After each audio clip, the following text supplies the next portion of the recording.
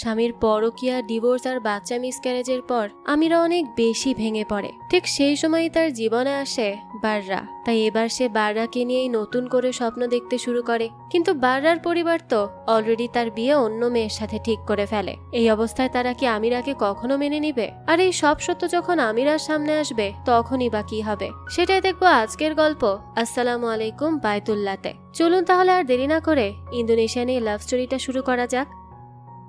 শুরুতে আমরা একটা মেয়েকে দেখি ছাদের কিনারায় দাঁড়িয়ে। সে কাঁদতে কাঁদতে বলছে, ও আল্লাহ, তুমি আমাকে এত কষ্ট কেন দিলে যা আমি সইতে পারবো না। তখনই দেখা যায় সেখানে একটা ছেলে আসে আর তাকে নিজের প্রাণ নেয়া থেকে আটকানোর চেষ্টা করে। কিন্তু মেয়েটা কিচ্ছু না শুনে সেখান থেকে লাফিয়ে পড়ে। এখান থেকে দৃশ্য পরিবর্তন হলে দেখা যায় আমিরাকে। আমিরা তার মায়ের সাথে নামাজ আদায় করে। নামাজ আদায় শেষেই নামাজের কাপড় গুছিয়ে রাখার সময় তার হঠাৎ মাথা ঘুরিয়ে ওঠে। আমিরার মা এটা দেখে জিজ্ঞেস করে, কি হলো, তোমার কি হয়েছে? আমিরা বলে, না না তেমন কিছু না, খানিকটা মাথা ব্যথা আর কেমন বমি বমি লাগছে। আমিরার মা তখন বলতে থাকে, আমার তো মনে হয় তুমি প্রেগনেন্ট, একটা টেস্ট করালে কেমন হয়? কালকে আমি তোমাকে ডক্টরের কাছে নিয়ে যাব। আর শোনো, কখনো নিরাশ হবে না, হতে পারে এখন তুমি সত্যিই কনসিভ করেছো। এ কথা শুনে আমিরা একটু ইমোশনাল হয়ে যায় আর তার মায়ের কোলে মাথা রেখে শুয়ে পড়ে। আমিরার মা তখন বলে, আর শোনো, তুমি যদি এবার প্রেগনেন্ট নাও হও তাহলেও হতাশ হবে না, বরং চেষ্টা করতে থাকবে আর দোয়া করবে। আল্লাহ নিশ্চয়ই তোমার দোয়া কবুল করবেন। আমিরা তখন বলে, মা আমি তো সবসময় দোয়া করি, কিন্তু কেন যেন কিছুই হয় না। এসব শুনে আমিরার মা বলতে থাকে, আল্লাহর প্ল্যানের উপর সন্দেহ করো না। আমিরা বলে, না না মা, আমি মোটেও এতে সন্দেহ করি না, আমি তো তার উপর বিশ্বাস রেখেই চলছি। এরপরই তার মা বলে, আচ্ছা চলো আমরা বাইতুল্লাহ যাই। মায়ের কথা শুনে আমিরা উঠে বসে। তার মা বলতে থাকে, কাবা ঘরে সবার সব দোয়া কবুল হয়, আমি কাবা ঘরকে খুব মিস করি, মনে চায় আবারও সেখানে ছুটে যাই। আমিরা এসব শুনে বলে, তাহলে তো আগে তোমাকে দ্রুত সুস্থ হতে হবে মা, তারপর আমরা দুজনে একসাথে মক্কা যাব। আমিরার মা তখন বলে, বাইতুল্লাহর কথা বলতেই মনে এলো, তুমি কি আমার উমরার জুতো জোড়া দেখেছো? আমি খুঁজে পাচ্ছি না, মনে হয় তোমার বাড়িতেই রয়ে গেছে। আমিরা বলে, মা আমি নিজেই বাড়ি গিয়ে খুঁজে দেখবো, তুমি এত চিন্তা করো না তো, এখন তাহলে আমি যাই। তখন তার মা বলে, ঠিক আছে, তবে কাল মনে করে একবার ডক্টরের কাছে যাবে কিন্তু। আমিরাও সেই কথায় সায় দিয়ে মাকে বিদায় জানিয়ে চলে যায় নিজের বাড়িতে। দেখা যায় তার স্বামী প্রেম বেশ রাত করে অফিস থেকে বাড়ি ফেরে। প্রেম এসেই আমিরাকে বলে, এত রাত হয়ে গেছে, এখনো ঘুমাওনি? আমিরা বলে, তুমি না আসলে আমি কি করে ঘুমাতে পারি, তুমি নিশ্চয়ই অনেক ক্লান্ত। প্রেম বলে, হ্যাঁ, আমার অফিসের প্রজেক্টটা পরের সপ্তাহেই শেষ হয়ে যাবে, তখন একটু রিলিফ পাবো। প্রেম আরো কিছুক্ষণ আমিরার সাথে অফিসের কাজের ব্যাপারে কথা বলে, এরপরই চলে যায় ফ্রেশ হতে। সে গোসল করে বের হলে আমিরা ওয়াশরুমে যায় প্রেমের জামা কাপড়গুলো ধুয়ে দিতে। তবে তার আগে সে কাপড়ের পকেট চেক করে, যাতে ইম্পর্টেন্ট কিছু থাকলে পানির সাথে লেগে তা নষ্ট না হয়ে যায়। তখনই আমিরা প্যান্টের পকেটে একটা হোটেল রুমের কি কার্ড খুঁজে পায়, কিন্তু সেই বিষয়টাকে তেমন পাত্তা দেয় না। সেদিন রাতের বেলা পাশে হাত দিতেই আমিরা বুঝতে পারে প্রেম খাটে নেই। আমিরা তখন সাথে সাথে উঠে পড়ে আর দেখে প্রেম ল্যাপটপে তার কাজ করছে। সে তখন প্রেমের কাজের ব্যস্ততা দেখে আর কিছুই বলে না। দৃশ্য চলে যায় সকালবেলা। আমিরা প্রেমের জন্য সুন্দর করে নাস্তা বানায় আর সুন্দর করে টেবিলটাও রেডি করে। যেহেতু প্রেম অফিসের কাজে কিছুদিন বাইরেই ছিল, তাই গাড়িতে থাকা কাপড়ের ব্যাগ নিয়ে আসতে যায় আমিরা। সেখানে প্রেমের ব্যাগের মধ্যে সে খুঁজে পায় একটা আন্ডারগার্মেন্ট। এটা দেখে সে খুবই কষ্ট পায়। এদিকে অফিসের জন্য তৈরি হয়ে ফোনে কথা বলছিল প্রেম। সেই সময় পেছন থেকে আমিরা তাকে ডাক দেয় আর বলে, এসব কি? প্রেম তো এটা দেখেই হেসে ফেলে আর বলে, তোমাকে তো বলাই হয়নি, ফারিদা 2 দিন আগে আন্ডারগার্মেন্টস এর বিজনেস স্টার্ট করেছে, তারই একটা স্যাম্পল আমাকে দিয়েছে। এটা শুনে আমিরা বলে, তুমি তো তোমার প্রজেক্টের কাজেই ব্যস্ত ছিলে, তাহলে ফারিদার সাথে দেখা করলে কখন? প্রেম তখন মুচকি হেসে বলে, ফারিদা আমার বোন, যত ব্যস্ততাই থাকুক না কেন ওর সাথে আমি দেখা করি। তাছাড়া তোমার সন্দেহ হলে তুমি ওকে জিজ্ঞেস করে দেখতে পারো। এক কাজ করো, তুমি এখনই ফোন দাও। এই বলেই নিজের ফোন এগিয়ে দেয় প্রেম। প্রেমের কথায় তখন ভরসা করে আমিরা, তাই সে আর ফারিদাকে কল করে না। প্রেম তখন বলে, সময় পেলে তুমিও একটু ফারিদার কাছে ঘুরে এসো, ভালো লাগবে। এরপরে আমিরাকে বিদায় জানিয়ে প্রেম বের হয়ে যায় অফিসের উদ্দেশ্যে। কিন্তু আমিরার মনের সন্দেহ তখনও দূর হচ্ছিল না, তার মনের মধ্যে তো খচখচ করেই যাচ্ছিল। এদিকে আমিরার মনে পড়ে যায় গতকাল প্রেমের পকেট থেকে পাওয়া সেই হোটেল রুমের কি কার্ডের কথা। তাই সে সাথে সাথে দৌড়ে সেই কি কার্ডটা নিয়ে আসতে আসতেই প্রেম চলে যায়। আমিরা তখন তার মনের কথা শেয়ার করতে চলে যায় তার বান্ধবী ইচার কাছে। তাকে দেখে ইচা বলে, কি ব্যাপার, কি হয়েছে, কোনো সমস্যা? আমিরা জানায় আসলে প্রেমকে নিয়ে কিছু কথা আছে। সে কিছুদিন ধরে অনেক অদ্ভুত আচরণ করছে। সে সব সময় দেরি করে কাজ থেকে বাড়ি ফিরে, সব সময় বলে ইমেল চেক করছি, আর এই কাজ করতে করতে ভোর 4টা বাজিয়ে ফেলে। আর যখনই এই বিষয়ে আমি জিজ্ঞেস করি তার কাছে, তখন তার কোনো উপযুক্ত উত্তরই থাকে না। এখন তো মনে হয় সে শুধুমাত্র আমাকে দেখায় যে সে আমার খেয়াল রাখে, তবে আসলে নয়। এসব শুনে ইচা বলে, তোমার হৃদয় অনেক কোমল, তাই তুমি এমন কিছু ভাবতেই চাচ্ছ না। কিন্তু যখন আল্লাহ তোমাকে কিছু নিদর্শন দেখাচ্ছেন, তখন আমার মনে হয় তোমার একবার দেখা উচিত যে এটা তোমার মনের ভুল না সত্যি। আমিরা তখন কাঁদতে কাঁদতে বলে, আমার খুব ভয় করছে, বুঝতে পারছি না কি হবে। ইচা বলে, দেখো আমি জানি তুমি সহ্য করতে পারবে, তুমি অনেক স্ট্রং। আমিরা তখন সেখান থেকে বের হয়ে সোজা প্রেমের অফিসে চলে যায়। সেখানে থাকা প্রেমের অ্যাসিস্ট্যান্টকে আমিরা জিজ্ঞেস করে, আমার স্বামী কোথায়? অ্যাসিস্ট্যান্ট বলে, সে তো বাইরে কোথাও গেছে মিটিং এর জন্য। আমিরা তখন জিজ্ঞেস করে, তো কোথায় গেছে মিটিং এ? অ্যাসিস্ট্যান্ট তো সেটা আর বলতে পারে না। আমিরার ফোনে তখন একটা মেসেজ আসে যেখানে তার মা লিখেছে, তুমি কোথায় মা, লাঞ্চে আমার সাথেই খেও। এরপরে অফিস থেকে বের হয়ে আমিরা চলে যায় সেই হোটেলে যেখানে কি কার্ড প্রেমের পকেট থেকে সে পেয়েছিল। কি কার্ডে লেখা রুম নাম্বার অনুযায়ী সে চলে যায় সেই রুমের সামনে। প্রথমে সে একটু ভয়ই পায়, বেশ ইতস্তত বোধ করতে থাকে, কিন্তু পর মুহূর্তেই সে কার্ড পাঞ্চ করে ঘরের ভেতর প্রবেশ করে। তারপর সামনে এগোতেই অপ্রস্তুত ভাবে দেখতে পায় প্রেমকে, যেখানে সে আর একটা মেয়ের সাথে সময় কাটাচ্ছিল। এসব দেখে আমিরা যেন নিজের চোখকেই বিশ্বাস করতে পারছিল না। সে একেবারে হতভম্ব হয়ে যায়। সে বলতে থাকে, তার মানে তুমি এই প্রজেক্ট নিয়েই ব্যস্ত ছিলে? প্রেম তখন হন্তদন্ত হয়ে ছুটে আসে আমিরার কাছে। আমিরা তো আস্তাক ফিরুল্লাহ পড়তে শুরু করে। প্রেম বলে, আমি কেন এসব করেছি আমি বলছি, একটা বার শোনো। আমিরা বলে, আমি কোনো এক্সপ্লেনেশন চাই না। তুমি কি ভুলে গেছো তোমার একজন স্ত্রী আছে? তুমি কি করে এসবের ভেতর ফারিদাকে টেনে আনতে পারলে? তোমার একবারও বুক কাঁপলো না, লজ্জা করলো না তোমার? তারপরেও প্রেম আমিরাকে শান্ত করার চেষ্টা করে, কিন্তু আমিরা তার হাত ছাড়িয়ে বলে, তোমরা দুজনেই জঘন্য গুনাহে লিপ্ত হয়েছ। এই বলেই সে সেখান থেকে বের হয়ে যেতে চায়, কিন্তু সেই সময় প্রেম তাকে আটকে বলে, আমি এসব করেছি কারণ বিয়ের এত বছরেও তুমি আমাকে বাচ্চা দিতে পারোনি। আমিরা এই কথা শুনে কাঁদতে কাঁদতে বলে, এটা সঠিক পথ ছিল না। এই বলে নিজের মুখ চেপে চলে যায় আমিরা। গাড়িতে বসে সে চিৎকার করে কাঁদতে থাকে, তার যে বুকটা ফেটে যাচ্ছিল। এমন সময় আমিরার ফোন আসলে জানা যায় তার মা মারা গেছে। আমিরা যেন হতবাক হয়ে যায়। এক মুহূর্তের মধ্যে তার পুরো দুনিয়া যেন একেবারে ওলট পালট হয়ে যায়। শেষবার মা বলেছিল তার সাথে লাঞ্চ করতে, সেটাও আর হলো না। এরপরই সে বুকে পাথর নিয়ে বাড়ি চলে আসে, আর তখনই দেখতে পায় মায়ের লাশ সামনে রেখে সবাই দোয়া দুরুদ পড়ছে। সে তখন মায়ের মাথার কাছে বসে খুব কাঁদতে থাকে। কিছুক্ষণ পরই দেখা যায় সেখানে প্রেম চলে আসে। প্রেমও তার মায়ের জানাজায় শরিক হয়। এভাবেই চলে যায় বেশ কিছুদিন। একদিন সকালবেলা ঘুম থেকে উঠে প্রেগনেন্সি টেস্ট করে আমিরা। তখনই সে জানতে পারে সে প্রেগনেন্ট। তাই পরের দিন সকালবেলা উঠেই আমিরা দেখে প্রেম ব্রেকফাস্ট বানানোর চেষ্টা করছে, আর এই চেষ্টায় পুরো রান্নাঘর এলোমেলো করে ফেলেছে সে। আমিরা এসব দেখে দ্রুত জায়গাটা পরিষ্কার করে আর বলে, তোমার এখনো কি মনে হয় আমাদের বিয়েটা টিকে থাকার আর কোনো আশা আছে? জানো আমি প্রেগনেন্ট, তুমি বলেছিলে আমি তোমাকে সন্তান দিতে পারিনি, এখন আমি তোমার সন্তানের মা হতে যাচ্ছি। আমি চাই তুমি এই বাচ্চার দায়িত্ব নাও। এখন তুমিই বলো তুমি কাকে বেছে নিবে, যে তোমার লিগ্যাল ওয়াইফ যার পেটে তোমার সন্তান, নাকি সেই মেয়ে যে তোমাকে এক বড় গুনাহে লিপ্ত করেছে? প্রেম তখন বলে ওর নাম সিনথিয়া। আমিরা এটা শুনে বিরক্ত হয়ে বলে, ওর নাম জানার আমার কোনো দরকার নেই। প্রেম তখন বলে সিনথিয়াও প্রেগনেন্ট। এ কথা শুনে আমিরা যেন আকাশ থেকে পড়ে। সে কাঁদতে কাঁদতে বলে, আমিও প্রেগনেন্ট, আমি তোমার স্ত্রী, তোমার তো আমাকে প্রাধান্য দেওয়া উচিত। তখনই সেখানে সিনথিয়াকে নাইট স্যুটে দেখা যায়। সে এসে বলে, ও মিথ্যা বলছে, ও প্রেগনেন্ট না, শুধুমাত্র নাটক করছে তোমাকে ফিরে পাওয়ার জন্য।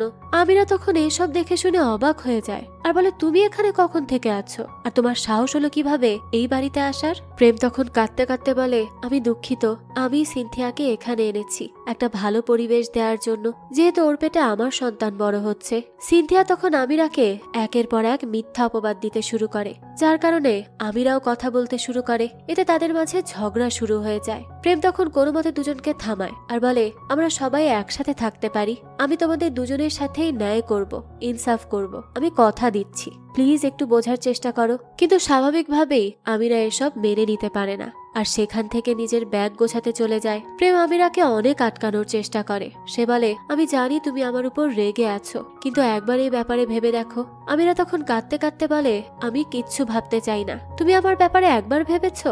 সেই মেয়েকে তুমি এখানে নিয়ে আসার আগে আমার অনুভূতির ব্যাপারে ভেবেছিলে একবারও? আমি এখন আর কিচ্ছু ভাবতে চাই না। প্রেম তখন চিৎকার করে বলে, তাহলে এখন তুমি কি চাও? এভাবে আমিরার উপর চিৎকার করায় সে আরো বেশি কষ্ট পায়। তাই সাথে সাথে নিজের হাতের আংটি খুলে রেখে বলে, আমি ডিভোর্স চাই। এরপরই ভারী লাগেজটা একাই সে গাড়িতে তোলে, যার কারণে তার পেটে চাপ পড়ে। তারপরও সে থেমে থাকে না।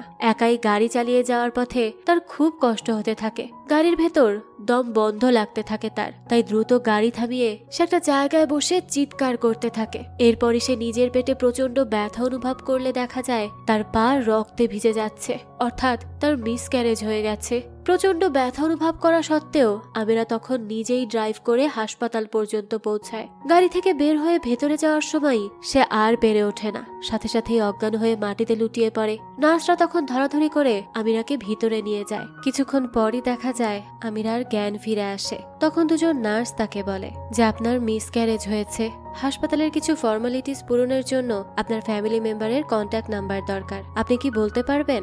আমিরা তখন কোনো জবাব দেয় না, আর এই কারণে নার্স দুটো সেই সময়ের জন্য চলে যায়। আমিরা বুঝতে পারে যে বাচ্চাকে সে দুনিয়াতে আনতে চেয়েছিল সে আর নেই, তার কাছে আর কিছুই রইল না, না তার স্বামী, না মা, আর না এই সন্তান। তখনই তার হাতে থাকা স্যালাইনটা সে খুলে ফেলে। এরপরই কষ্ট করে হেঁটে হেঁটে চলে যায় সোজা ছাদে। এমন রক্তাক্ত অবস্থায় আমিরাকে ছাদে যেতে লক্ষ্য করে একটা ছেলে। ছেলেটা তখন আমিরার পেছন পেছন যায়, আর তখনই সে বুঝতে পারে আমিরা ছাদে যাচ্ছে। এরপরই দেখা যায় গল্পের প্রথমে দেখানো দৃশ্যটা। ছেলেটা আমিরাকে সাথে সাথে বাঁচিয়ে ফেলে। হাসপাতালের বিছানায় আমিরা শুয়েছিল, আর পাশেই বসেছিল ইচা। ইচা আমিরার পাশে বসে কোরআন তেলাওয়াত করছিল। কিছুক্ষণ পরই দেখা যায় আমিরার জ্ঞান ফিরে আসে, যা দেখে ইচা খুব খুশি হয়। আমিরার হাত জড়িয়ে ধরে সে আল্লাহকে ধন্যবাদ দিতে থাকে। আমিরা তখন বলে, আল্লাহ আমার কাছ থেকে সবকিছু নিয়ে গেছে। ইচা তখন কাঁদতে কাঁদতে বলে, এভাবে বলতে নেই আমিরা, হয়তো যা হয়েছে তাতেই ছিল মঙ্গল। আল্লাহ তোমাকে ভালোবাসে। আমিরা তখন প্রশ্ন করে, তুমি কি তাকে দেখেছো যে আমাকে বাঁচিয়েছে? ইচা জানায়, গতকাল আমি তোমাকে পাগলের মতো কল করেছি, তারপরই সে তোমার ফোন রিসিভ করেছিল। আমি খুব ঘাবড়ে গিয়েছিলাম, আর এরপরই সোজা এখানে চলে আসি। আমি যখন এখানে এসেছি সে চলে গিয়েছিল এখান থেকে, কিন্তু নার্স বলেছে ছেলেটা তোমার জন্য এটা রেখে গেছে। এরপরে ইচা আমিরার হাতে একটা কাগজ আর একটা তসবিহ দেয়। আমিরা তখন সেই কাগজের লেখাটা পড়ে, যেখানে ছেলেটি লিখেছে, আল্লাহ তোমাকে এখনো বাঁচিয়ে রেখেছে কারণ সে চায় তুমি সামনে এগিয়ে যাও। ছেলেটির এই লেখা আমিরার খুব ভালো লাগে। সে সাথে সাথে জায়নামাজে বসে দোয়া করে, আল্লাহ, এসবের পেছনে আসলে কি উদ্দেশ্য? আমাকে তুমি সঠিক পথে পরিচালিত করো। আমাকে তুমি শক্তি আর সাহস দাও যাতে এই পরিস্থিতির মোকাবেলা আমি করতে পারি, আর আমাকে সবসময় কৃতজ্ঞদের অন্তর্ভুক্ত রেখো। আমাকে সাহায্য করো ইয়া আল্লাহ। জায়নামাজে বসে মোনাজাত করেই কাঁদতে থাকে আমিরা। এখান থেকেই দৃশ্য পরিবর্তন হয়। দেখা যায় আমিরার এই মানসিক ভাঙন দেখে ইচা তাকে একটা ইসলামিক স্পিচ সেশনে নিয়ে যায়। আমিরা সেখানের উস্তাজাকে জিজ্ঞেস করে, আমি জানতে চাই আমরা এমন কাউকে কিভাবে ক্ষমা করতে পারি যে আমাদের সাথে অন্যায় করেছে, আর আমরা আমাদের অতীতকে ভুলে কিভাবে সামনে এগিয়ে যেতে পারি? এটা কি আদৌ সম্ভব? এটাই আমার প্রশ্ন। উস্তাজা তখন আমিরার প্রশ্নের উত্তর দেয়। সে বলে, যখন কেউ আমাদের সাথে অন্যায় করে আর আমরা সেটা ভুলতে চাই, তখন আমাদের উচিত ইমানদারদের সঙ্গে থাকা, কারণ আল্লাহর চোখে তারা হলো সেই সব লোক যারা দয়া ও ভালো কাজ করে থাকে। প্রকৃত শান্তি তো মাফ করে দেওয়ার মাঝে এবং নিজের অতীতকে ভুলে যাওয়ার মাঝেই বিদ্যমান। আর আমি বিশ্বাস করি তুমি এটা অবশ্যই পারবে। আমি জানি তুমি সব বাধা সামলে নিতে পারো। তুমি খুব ধৈর্যশীল ও শক্তিশালী, আর আল্লাহ যেন আমাদের সবাইকে ধৈর্যের সাথে চলারই তৌফিক দান করেন। উস্তাজা এই কথা বলায় আমিরার ভেতরের কষ্ট অনেকটা লাঘব হয়। আমিরাকে তখন সেখানে থাকা সবাই সান্ত্বনা দিতে থাকে। উপস্থাপিকা তাকে মানসিক সাপোর্ট দেওয়ার জন্য সবাইকে ধন্যবাদ জানায়, আর বলে, আমরা আমাদের অনুষ্ঠানের শেষ পর্যায়ে চলে এসেছি, তাই মিস আসমা নাদিয়ার মোনাজাতের মাধ্যমে আজকের এই তালিম শেষ করা হবে। এরপর সবাই মোনাজাতের জন্য মহান আল্লাহর দরবারে হাত তোলে। মিস নাদিয়া দোয়া করে বলে, আমরা সকলে তোমার দরবারে হাত তুলেছি। আমাদের মনের বিভিন্ন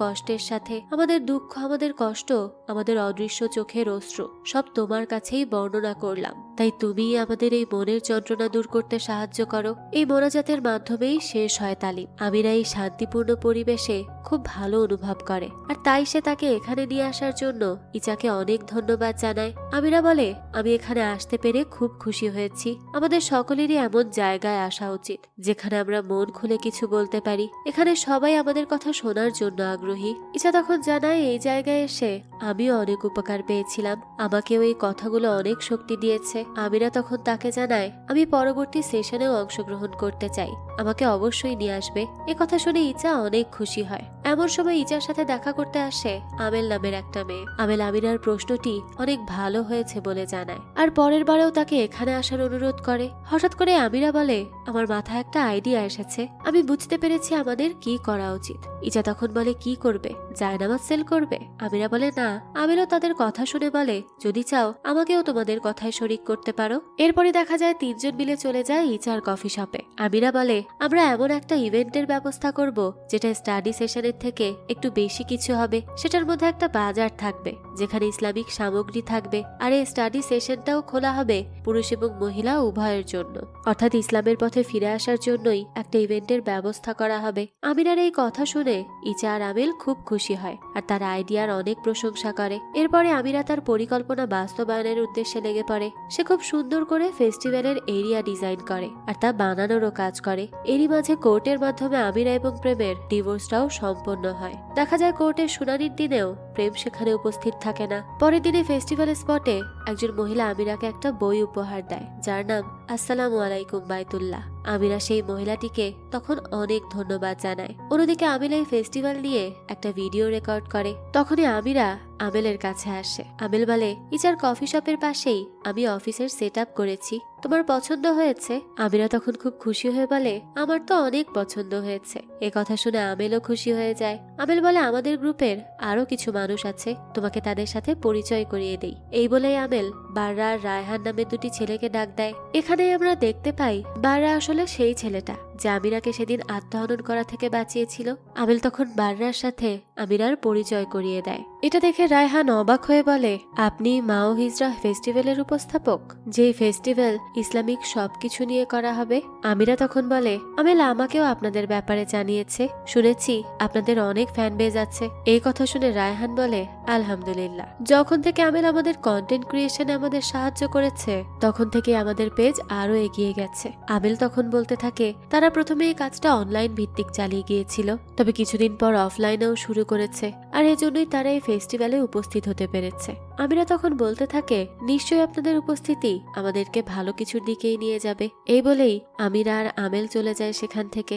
বারা তখন তাদের দিকেই তাকিয়ে থাকে। সে সময় মাঝখান থেকে রায়হান এসে বলে, সে অনেক সুন্দরী তাই না? বারা বলে, হ্যাঁ। রায়হান তখন মজা করে বলে, কোন মেয়েটা? এবার বারার টনক নড়ে আর রায়হানকে সে সেখান থেকে চলে যেতে বলে। দেখা যায় বারা কাজ শেষ করে তার মায়ের জন্য কিছু খাবার নেয় আর দ্রুত বাড়ি ফিরে আসে। মায়ের কাছে যেতেই তার মা তার দিনটা কেমন গেল সেটা আগে জিজ্ঞেস করে। বারা জানায়, আলহামদুলিল্লাহ মা, সবকিছু ঠিকঠাকই ছিল।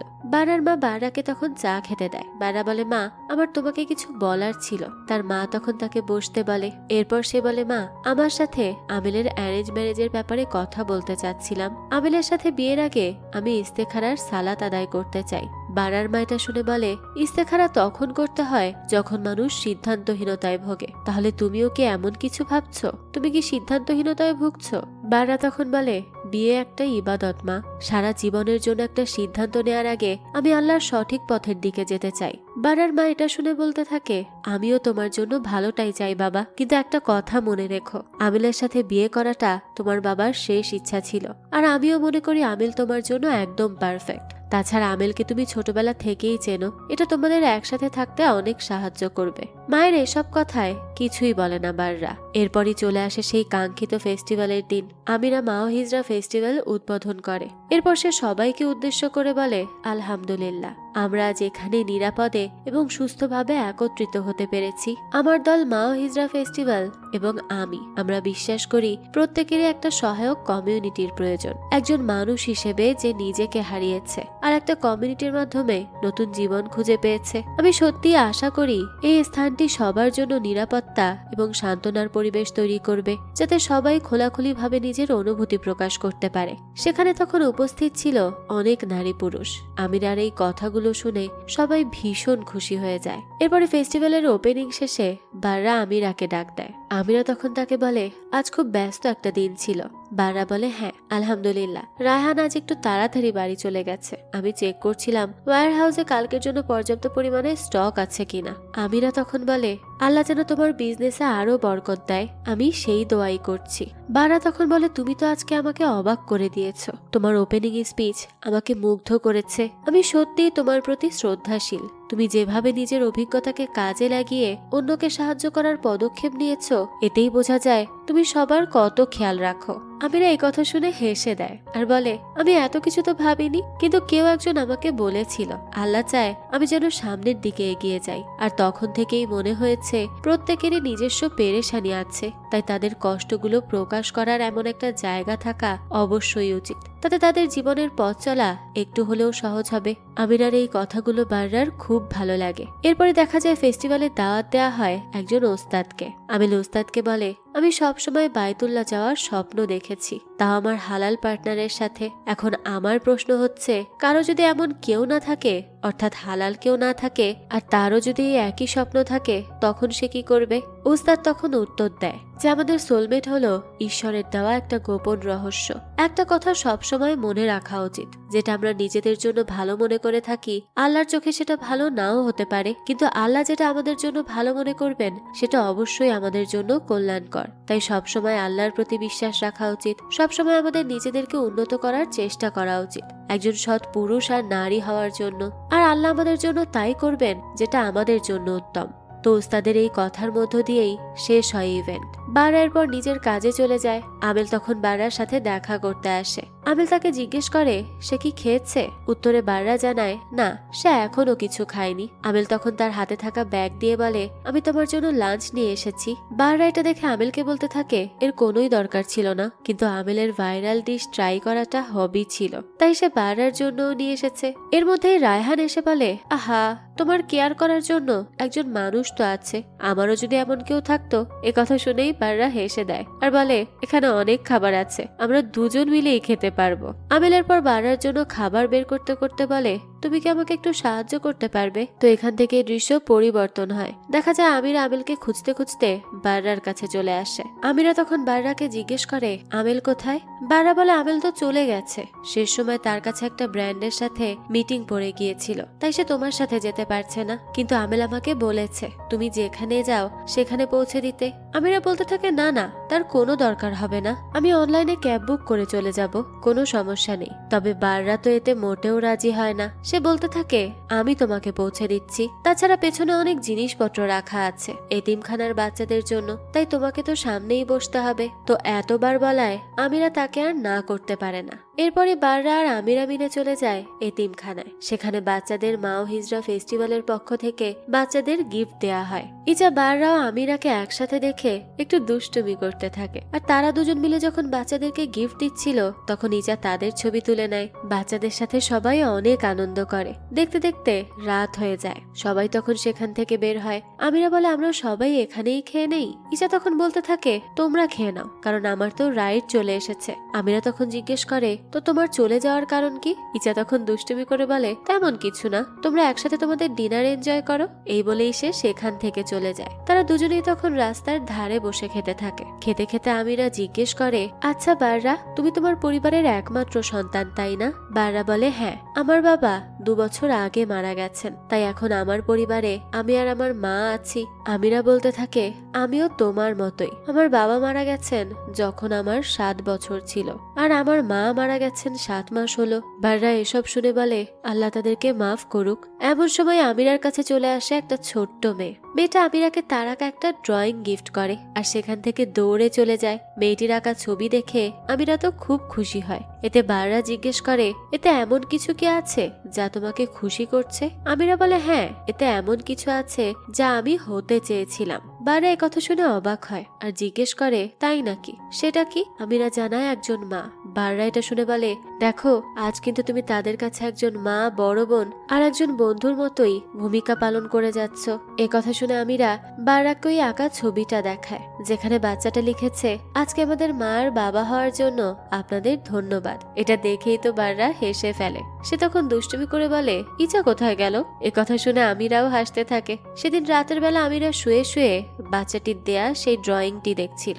এমন সময় বাররা তাকে মেসেজ দেয়। সে মেসেজে লেখে, আল্লাহ তোমার কষ্ট দুঃখের দিনের বদলে ভালো দিনগুলো নিয়ে আসুক। এই মেসেজটা দেখে আমিরার খুব ভালো লাগে। এটা দেখেই সে তাকে সাথে সাথে ধন্যবাদ জানায়। দৃশ্য চলে যায় পরের দিন। বাররা কিছু খাবার বানিয়ে ফেস্টিভ্যালে নিয়ে যায় আর আমিরার সাথে শেয়ার করে। সে সময় ইচাকে দেখে বাররা তাকেও টেস্ট করতে বলে, কিন্তু ইচা আবারও দুষ্টুমি করে বলে, আমি তো ভেবেছিলাম এটা শুধু আমিরার জন্য। আমিরা তো সাথে সাথে ইচাকে পিঞ্চ করে। সেখানে তখনই রায়হান আসে আর বলে, খাবারে কি পারফিউম দিয়ে এনেছিস নাকি? এত সুঘ্রাণ আসছে। এ কথা শুনে তো সবাই হাসতে থাকে। এই ফেস্টিভ্যালের দিনগুলোর পাশাপাশি আমিরা আর বাররার সময়ও বেশ ভালো কাটছিল। তারা একে অপরের বন্ধুতে পরিণত হয় খুব অল্প সময়ের মধ্যে। আর আমিরার মনেও বাররা কিছুটা জায়গা দখল করতে শুরু করে। এভাবে দিন চলতে থাকে। এরপর একদিন আমিরা বাররাকে একটা বই উপহার দেয়। সেই সময় পেছন থেকে তা লক্ষ্য করে আমেল। সে তখন হাসি মুখে বাররাকে জিজ্ঞেস করে, তুমি আর আমিরা অনেক ভালো সময় কাটাচ্ছ মনে হচ্ছে। বাররা তখন বলে, ও তো শুধু আমাকে একটা বই ধার দিতে এসেছিল। আমেল এই কথা শুনে তেমন আর কিছুই মনে করে না, আর তার হাতে থাকা লাঞ্চ বক্সটা বাররাকে দিয়ে দেয়। এরপর রায়হানকে হাই হ্যালো বলে সে সেখান থেকে চলে যায়। রায়হান তখন বাররার কাঁধে হাত রাখে আর বলে, কনফিউশনে ভুগছো নাকি? কোনটাকে রেখে কোনটাকে পছন্দ করবে তাই ভাবছো তো? আমি তো বলি একটাকে পছন্দ করলেই হয়। তুমি একজনকে পছন্দ করো আর আমি অন্যজনকে, তাহলেই তো হয়ে গেল। বাররা এই কথা শুনে বলে, তোমার কি খাবার ছাড়া আর কোনো পছন্দ আছে? এগুলো নাও আর খাও, অন্য কোনো কথা বলো না। এই বলেই খাবার ব্যাগটা সে রায়হানকে দিয়ে দেয়। অন্যদিকে ইচা আর আমেলকে দেখানো হয় তারা দুজন মিলে প্রোগ্রামের জন্য কিছু ডিজাইন তৈরি করছিল। ইচা বলে, গতকাল আমরা কিছু ছবি তুলেছি, তুমি চাইলে এগুলো প্রোগ্রামের জন্য স্যাম্পলের কাজে ব্যবহার করতে পারো। এরপরে সে ছবিগুলো দেখিয়ে বলে, এখান থেকে যেটা পছন্দ হয় তুমি সোশ্যাল মিডিয়ায় সেটাই শেয়ার করতে পারো। ঠিক এমন সময় আর একজন আসে আর ইচাকে অন্য একটা কাজের জন্য ডেকে নিয়ে যায়। এদিকে তো আমেল আমিরা আর বাররার সেদিনের হাসি মুখের কিছু ছবি দেখতে পায়। এসব দেখে আমেলের একটু খারাপই লাগে, কিন্তু সে কিছুই বলে না। দৃশ্য চলে যায় পরের দিন। আমিরার সাথে দেখা করতে আসে প্রেমকে দেখে আমিরার পুরনো ক্ষত হঠাৎই যেন তাজা হয়ে ওঠে। তাই তার সাথে কোনো কথা না বলেই চলে যেতে চায় আমিরা। কিন্তু তখনই প্রেম বলে, তুমি আমার কল আর মেসেজের কোনো জবাব দিচ্ছ না, তাই তো আমার এখানে আসতে হয়েছে। আমিরা তখন বলে, দেখো এখন আর আমাদের মাঝে কোনো সম্পর্ক নেই। প্রেম বলতে থাকে, আমি তোমাকে অনেক মিস করেছি আর করছিও। আমার জীবনটাই এলোমেলো হয়ে গেছে তোমাকে ছাড়া, তাই তো আমি তোমার কাছে ছুটে চলে এসেছি। আমিরা এসব শুনে বলে, শোনো, তুমি নিজেই তোমার জীবন ধ্বংস করেছো। এখন যখন আমি একটু নিজেকে সামলে নেয়ার চেষ্টা করছি, তখন আবার চলে এসেছো আমার জীবন নষ্ট করতে। কিন্তু এখন তো তোমার আর আমার মাঝে আর কিচ্ছু নেই, তাই ভালো করে বলছি এখনই এখান থেকে চলে যাও, না হলে কিন্তু খারাপ হবে। প্রেম বলে, আমি জানি আমি ভুল ছিলাম, কিন্তু এখন আমি সত্যি অনুতপ্ত, তাই আমাকে প্লিজ ক্ষমা করে দাও। আমিও পাপ করেছি আর তুমিও পাপ করেছো, সেটা কিন্তু মনে রেখো। তুমি অ্যাবর্শন করিয়েছো আর সেটাও একটা জঘন্য পাপ। এই কথা শুনে তো এবার আমিরার প্রচন্ড রাগ হয়। সে বলে, আমার মিসক্যারেজ হয়েছিল, আমি ইচ্ছে করে অ্যাবর্শন করাইনি। আমি আমার বাচ্চা হারিয়েছি, যেই সন্তানের জন্য আমি 5 বছর অপেক্ষা করেছি তা শুধুমাত্র তোমার জন্য নষ্ট হয়েছে। আর এখন তুমি এইসব কথা আমাকে বলছো? শোনো, এরপর থেকে আর কখনো আমার সামনে আসবে না, আর যদি কখনো চলেও আসো আমি কিন্তু তোমাকে আর কখনোই মাফ করতে পারবো না। এই বলে কাঁদতে কাঁদতে সেখান থেকে চলে যায় আমিরা। আর এই পুরো ব্যাপারটা লক্ষ্য করে বাররা। দৃশ্য চলে যায় পরের দিন। দেখা যায় আমেল বারার বাড়িতে আসে তার মায়ের সাথে দেখা করতে। আমেল তো বেশ খুশি হয়ে বারার মাকে বলে, আন্টি, এতদিনে আমার দোয়া কবুল হয়েছে। আমি চেয়েছিলাম আমাদের প্রি ওয়েডিং এর ফটোশুট যেন বায়তুল্লাতে হয়, এখন আমি সেখানেই একটা চাকরি পেয়ে গেছি। এই বলে সে খুশিতে আত্মহারা হতে থাকে। বারার মাও তো এই কথা শুনে খুব খুশি হয়। বারার মা এরপর বলতে থাকে, শোনো, তুমি এ ব্যাপারে বারার সাথে কথা বলেছো?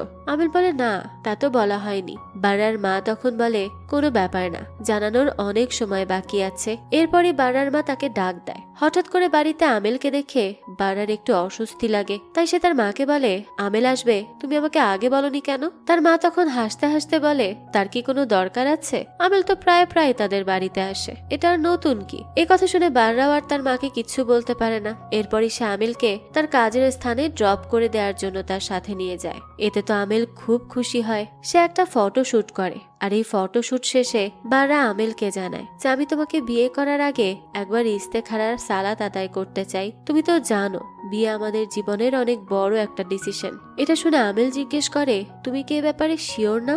বাররা জবাব দেয়, আমার মনে কিছু আছে যা আমি তোমাকে এখন বলতে পারবো না, তাই আমি এই বিষয়ে আরেকটু ভাবতে চাই। এসব শুনে আমেল কিছুটা মন খারাপ করে ফেলে, তবে সে বাররার কথায় রাজিও হয়ে যায়। অন্যদিকে রাতের বেলা কাজ শেষ করে আমিরা যাওয়ার উদ্দেশ্যে বের হয়। তখনই সে দেখতে পায় প্রেম সামনে দাঁড়িয়ে। প্রেম তখন আমিরাকে বলে, আমরা কি কথা বলতে পারি? আমিরা জানায় না, এখানে কথা বলা সম্ভব না। এই বলে সে বাইরে চলে যায়। এই ব্যাপারটা লক্ষ্য করে বাররা। বাইরে এসে আমিরা জিজ্ঞেস করে, তুমি কি চাও প্রেম? প্রেম তখন উন্মাদের মতো আমিরার হাত ধরে বলতে থাকে, প্লিজ আমার কাছে ফিরে এসো, আমি তোমাকে রিকোয়েস্ট করছি। আমিরা তখন বলে, দেখো আমরা এখন লিগালি সেপারেট হয়ে গেছি, তুমি তোমার ওয়াইফ নিয়ে হ্যাপি আছো, তুমি এখন তা পাচ্ছ যা চেয়েছিলে, তাই এখন এসব বোকার মতো কথা বলো না। তবে প্রেম তো কোনো কথাই শোনে না। সে আমিরার পায়ে পড়ে যায় আর এক প্রকার টানাটানি করতে থাকে। এক পর্যায়ে আমিরাও পড়ে গিয়ে ব্যথা পায়। এই ব্যাপারটা দেখে ফেলে বাররা। সে তো এসব দেখে আর সহ্যই করতে পারছিল না, তাই সে এবার এসেই প্রেমকে এক ধাক্কা দিয়ে সরিয়ে দেয়। বাররাকে দেখে প্রেমও রেগে যায় আর বলে, আই তুই কে? প্রেম তার হিতাহিত জ্ঞান হারিয়ে বাররাকে পেটে ঘুষি দিয়ে দেয়, আর বাররাও তখন প্রেমকে মারে। এরপর বাররা বলতে থাকে, তোমার জেনে রাখা উচিত তোমার কারণে আমিরা তার জীবনে সব আশা হারাতে বসেছিল। তোমার মতো জঘন্য মানুষের জন্য সে জীবন দিতে চলেছিল। এখন যখন সে সবকিছু সহ্য করে নিয়েছে, সেই সময় তুমি এসে বলছো তুমি তাকে চাও? এটা কেমন আবদার? প্রেম তখন উঠে হাততালি দিয়ে বলতে থাকে, তাহলে তুমি এখানে হিরো সাজতে এসেছো? এই বলে সে আবারও বাররাকে মারতে শুরু করে। ঠিক তখনই সেখানে চলে আসে ইচা, রায়হান সহ কিছু মানুষ, যারা প্রেমকে দ্রুত আটকায় আর সেখান থেকে নিয়ে যায়। বাররা তখন কিছুটা উত্তেজিত হয়ে আমিরাকে বলে যে তুমি যদি বারবার তার সাথে এমন নরম ব্যবহার করো, তাহলে সে বারবারই তোমার কাছে আসবে। আমিরা তো তখনও শকের মধ্যে ছিল এটা জানতে পেরে যে বাররাই সেদিন তাকে বাঁচিয়েছিল। এরপর আমিরা বলে, আমি তোমার সাথে আমার জীবনের গল্প শেয়ার করেছি, তাই বলে তুমি এটা বলতে পারো না যে আমি কার সাথে কেমন আচরণ করব। এই বলে আমিরা কাঁদতে কাঁদতে সেখান থেকে চলে যায়। বাররাও তখন বেশ মন খারাপ করে। বাড়ি এসে মন খারাপ করে সে বসে থাকলে বারার মা জিজ্ঞেস করে, কি হয়েছে? বারা বলে, মা আমাকে ক্ষমা করবেন, আমি আমেলের সাথে অ্যারেঞ্জ ম্যারেজ করতে পারবো না, আমি অন্য একজনকে ভালোবেসে ফেলেছি, তার নাম আমিরা। এ কথা শুনে বারার মা কোনোই উত্তর দেয় না। পরের দিন সকালে বারা আমিরার সাথে দেখা করে আর তাকে সরি বলে গত রাতের ব্যবহারের জন্য। আমিরা তখন বলে, বাররা আমার উচিত তোমার কাছে ক্ষমা চাওয়া, তুমি ঠিকই বলেছিলে, আমার নিজেকে শক্ত করা উচিত, গত রাতে আমি এসব বুঝিনি। আমিরা এরপর জিজ্ঞেস করে, আচ্ছা তুমি আমার জীবন বাঁচিয়েছিলে, সেটা এতদিন বলনি কেন? বাররা তখন উত্তর দেয়, আমি ভেবেছিলাম সে দিনটা এমন দিন যে দিনটা তুমি ভুলতে চাও, তাই আমি এসব কথা আর বলার চেষ্টা করিনি। এ কথাটা আমিরার হৃদয় ছুঁয়ে যায়। আমিরা বলে, সেদিন যদি তুমি না থাকতে আজ তাহলে আমি এখানে থাকতাম না, তাই তোমাকে অসংখ্য ধন্যবাদ। বাররাও তখন এতে খুব খুশি হয়। এদিকে কাজের সময় আমিরা লক্ষ্য করে আমিলের মন অনেক খারাপ, কিন্তু সে তো কিছুই বুঝতে পারে না যে তার কি হয়েছে। দৃশ্য চলে যায় পরের দিন। কাজ শেষে আমিরা নিজের রাতের খাবার খাওয়ার সময় বাররা সেখানে আসে। সে জিজ্ঞেস করে, আজ তুমি কার সাথে বাড়ি ফিরবে? আমিরা জানে আজ আমার গাড়ি নিয়ে আসিনি, তাই ট্যাক্সি করেই চলে যাব, সমস্যা নেই। কিন্তু বাররা বলে, না তার আর দরকার হবে না, আমি তোমাকে পৌঁছে দিয়ে আসবো। এটা শুনে আমিরা বলে, কিন্তু আমি তো খাচ্ছি। বাররা তখন বলে, ঠিক আছে সমস্যা নেই, আমি অপেক্ষা করছি। এটা শুনে আমিরা তাকে বলে, আমি কিন্তু খাবার একটু ধীরে ধীরে খাই। বাররা তাও বলে, ঠিক আছে কোনো সমস্যা নেই, আমি অপেক্ষা করছি তো। এমন সময় সেখানের লাইটগুলো হঠাৎই বন্ধ হয়ে যায়, তাই বাররা দ্রুত তার ফোনের ফ্ল্যাশ লাইট জ্বালায় যাতে করে আমিরা ভালোভাবে খাবার খেতে পারে। এরপরে বাড়ি পৌঁছে দিয়ে বাররা আমিরাকে বলে, আমি তোমাকে আরো ভালোভাবে জানতে চাই, তাই আমি তোমাকে আমার জীবনের আরেকজন মানুষের সাথে সাক্ষাৎ করাতে চাই, যা আমার জন্য অনেক কিছু। সে হলো আমার মা। আমি মাকে তোমার ব্যাপারে জানিয়েছি, সে তোমার সাথে দেখা করতে চায়। আমিরা এসব শুনে বলে, ঠিক আছে কাল দেখা করব। মনে মনে বারার এই পদক্ষেপে আমিরা খুব খুশিই হয়। দৃশ্য চলে যায় পরের দিন। সে বারার মায়ের জন্য কিছু গিফটস নিয়ে বাড়ি পৌঁছায়। বারার মা তো আমিরাকে সাদরে গ্রহণ করে। ভেতরে আসার পরেই বারার একটা কল আসে। ওপাশ থেকে রায়হান জানায় দোকানে আজ অনেক কাজ পড়ে গেছে, তাই এখনই তাকে আসতে হবে। তাই আর কোনো উপায় না পেয়ে বারা আধা ঘন্টার জন্য দোকানে চলে যায়। এদিকে বারার মা আমিরাকে নিয়ে খাবার পরিবেশন করে ফেলে। বারার মা বলে, বিয়ে আসলে খুব কঠিন একটা জিনিস। মাঝে মাঝে আমরা ভাবি আমরা সঠিক মানুষের সাথে আছি, কিন্তু আসলে সেটা হয় না। আবার মাঝে মাঝে আমাদের যেটা ভুল মনে হয় সেটাই আসলে ঠিক হয়। আমিরা তখন বলে, আমার আগে একটা বিয়ে ছিল। বারার মা এটা শুনেই আমিরাকে থামিয়ে দেয় আর বলে, আমি জানি বাররা আমাকে সব বলেছে। আসলে তোমার সাথে দেখা হওয়ার আগে বারার একজনের সাথে বিয়ে ঠিক হয়েছিল। আমরা তার সাথেই বাররাকে বিয়ে দিতে চেয়েছিলাম, কিন্তু কাল সে আমায় বলল সে তোমাকে ভালোবেসে ফেলেছে। হ্যাঁ, সে ভালোবাসতেই পারে, এর উপর তো আমার আর কোনো জোর নেই, তাই না? আমিরা তখন লজ্জার হাসি হাসে। পরের দিনে আমেল আমিরার সাথে দেখা করতে আসে। আমেলের মন অনেক খারাপ ছিল। এটা দেখে আমিরা জিজ্ঞেস করে, তার কি হয়েছে? আমেল তখন জিজ্ঞেস করে, তোমার আর বারার মাঝে কি কিছু চলছে?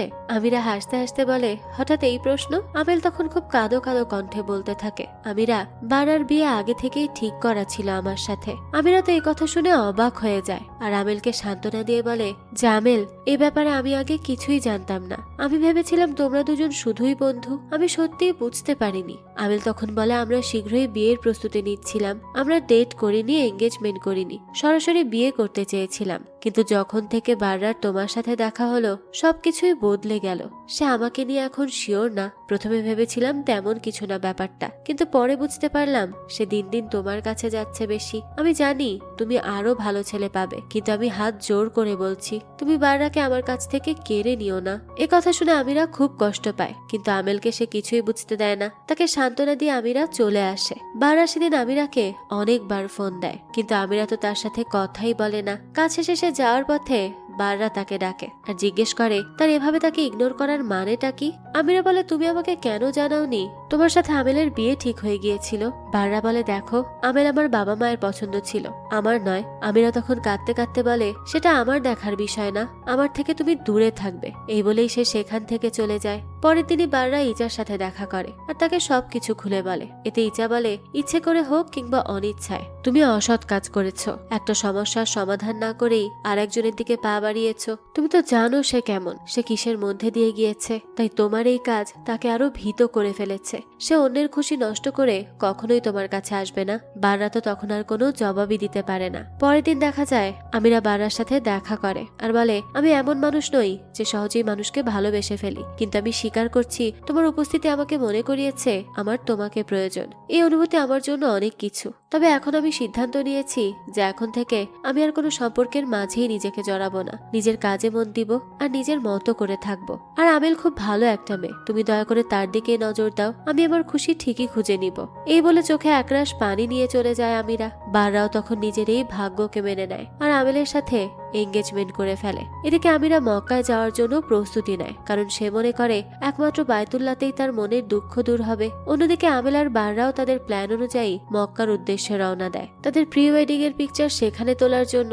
এদিকে কাবা ঘর তাওয়াফ করার সময় আমিরা যেন তার মাকে দেখতে পায়। তার মায়ের শেষ ইচ্ছাও যেন তার মেয়ের সাথে পূর্ণ হয়। আমিরা তার মায়ের উপস্থিতি অনুভব করে খুব কান্না করে। মায়ের সাথে কাটানো দিনগুলোর কথা সে বারবার মনে করতে থাকে। নিজের পুরনো জীবনের সব দুঃখ ঝেড়ে ফেলে দেয় সে, আর আল্লাহর দরবারে মাথা নত করে নিজের শান্তির ঠিকানা খুঁজতে থাকে। এদিকে আমেল বুঝতে পারে যদিও বাররা তার সাথে আছে, কিন্তু তার মনের উপর তার কোনো হক নেই। আমেলের কোনো কথায় বা কাজেই বাররা আগ্রহ দেখায় না। তাই সে বাররাকে সরাসরি প্রশ্ন করে যে, তুমি কি এখনো আমিরাকে ভুলতে পারোনি? বাররা বলে, সত্যি কথা বলতে আমি আমিরাকে ভোলার চেষ্টা করছি। যদিও আমি তোমার সাথে থাকার জন্য ওয়াদা করেছি, কিন্তু আমাকে ক্ষমা করবে আমেল, আমি পারছি না। আমরা একসাথে ছোট থেকে বড় হয়েছি, আর এই পুরোটা সময় তুমি আমার জন্য উত্তম ছিলে, আমাকে কখনো অসম্মানিত করনি। এই জন্য আরো একবার আমি তোমার কাছে ক্ষমা চাইছি। আমি তোমাকে কষ্ট দিচ্ছি, কিন্তু আমাকে নিয়ে তুমি আরো কষ্ট পাবে। তুমি আমার সাথে সুখে থাকতে পারবে না। আমেল তখন খুব কষ্ট পেয়ে সেখান থেকে চলে যায়। সে আর কিছুই বলে না। বায়তুল্লাহ থেকে ফেরার সময় আমেল বাররাকে বলে, এটা সত্যি যে আমি তোমাকে ভালোবেসেছি, কিন্তু আমার ভালোবাসা দিয়ে আমি তোমাকে আটকে রাখতে চাই না। আমিরাও এখানেই আছে। তুমি তাকে বলো যে তুমি তাকে ভুলতে পারছো না। আমাদের সম্পর্ক আমি এখানেই শেষ করছি। এই বলেই একরাশ কান্না ভেজা ভেজা চোখ নিয়ে আমিল সেখান থেকে চলে যায়। এরপরই বাররা আমিরাকে খুঁজতে চলে আসে। একসময় আমিরাকে খুঁজে পায় সে একটা পাহাড়ের উপর। বাররা তখন তাকে ডাক দিতেই আমিরা অবাক হয়ে যায়। বাররা বলে, আমার আর আমিলের সম্পর্ক শেষ হয়েছে। এরপর সে বলে, আমিরা, আমাকে ক্ষমা করবে। আজ এই পবিত্র ভূমিতে এই বাইতুল্লাহর সামনে আমাকেও তুমি তোমার পথের পথিক হিসেবে গ্রহণ করো। আমাকে তুমি সুযোগ দাও যেন সবসময় তোমার দেখাশোনা করতে পারি, তোমার সাথে থাকতে পারি, আর একসাথে জান্নাতে যেতে পারি। তো আমিরা, তুমি কি আমার স্ত্রী হবে? এই কথা শুনেই তো আমিরা চোখে একরাশ খুশির অশ্রু নিয়ে জবাব দেয় যে হ্যাঁ, আমি তোমার স্ত্রী হব। দুজনেই তো আজ অনেক বেশি হ্যাপি ছিল। আর তাদের দুজনের এই খুশির মুহূর্তের সাথে সাথে এই গল্পটাও এখানেই শেষ হয়। যাক, এই তো ছিল আজকের গল্প। ইন্দোনেশিয়ান এই গল্পটা আপনাদের কাছে কেমন লেগেছে সেটা অবশ্যই আমাদেরকে কমেন্ট করে জানাবেন। যদি এতটুকু ভালো লেগে থাকে তাহলে একটি লাইক দিয়ে যাবেন। আর হ্যাঁ, আমাদের এই চ্যানেলে কিন্তু প্রতিনিয়তই নতুন নতুন ভিডিও আপলোড করা হয়। সেই সব ভিডিওর আপডেট পেতে আমাদের চ্যানেলটিকে সাবস্ক্রাইব করে বেল আইকনে অল দিয়ে রাখতে কিন্তু ভুলবেন না। আর একটা কথা, আমাদের সকল ভিডিওর আপডেট পেতে জয়েন করতে পারেন আমাদের হোয়াটসঅ্যাপ চ্যানেলে, লিংক ডেসক্রিপশন বক্সেই দেওয়া আছে। আজকে তাহলে এই পর্যন্তই, আবারও হাজির হব নতুন কোনো ভিডিও নিয়ে। সেই পর্যন্ত সবাই ভালো থাকবেন আর আমাদের চ্যানেলের সাথেই থাকবেন। ধন্যবাদ।